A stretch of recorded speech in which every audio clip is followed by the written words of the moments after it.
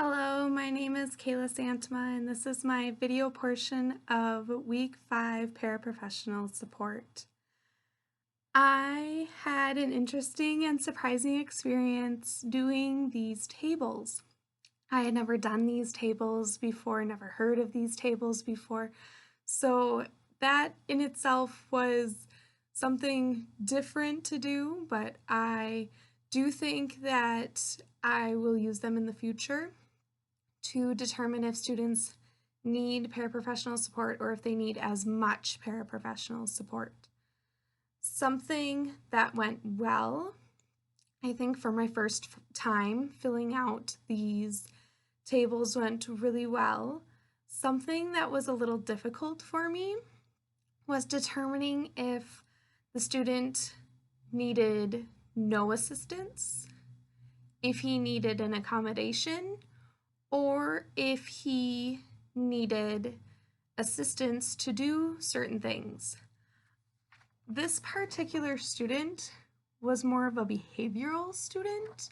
So like for the daily language review, I believe the student was very smart and could do his work. It was just the day he was having. Was he going to want to do it? Was he not going to want to do it? And a lot of it came down to like writing a sentence. He can write sentences, he was just choosing not to write sentences. So trying to determine the battle to pick with that. So that kind of comes along with our book and a quote from there. Paras are often aware that it is the classroom teacher's responsibility to provide the primary instruction in academic and social skills, to make modifications, and to respond to student behavior. And that's on page 357.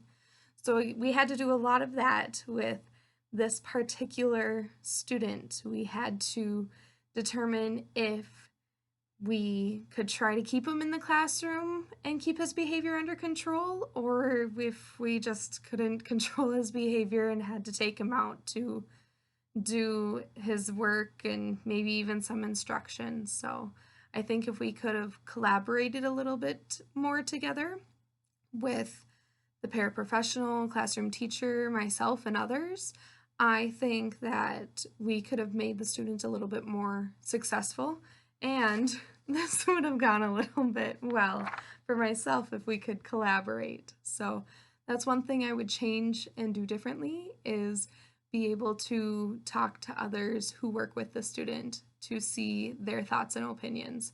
And I like to do that anyway. So I would collaborate with them and see if they had the same thoughts as I did, if the student was in need of a para-professional, or if they were not at that time. So that's one thing I would do differently, but still use it in the future. Thank you.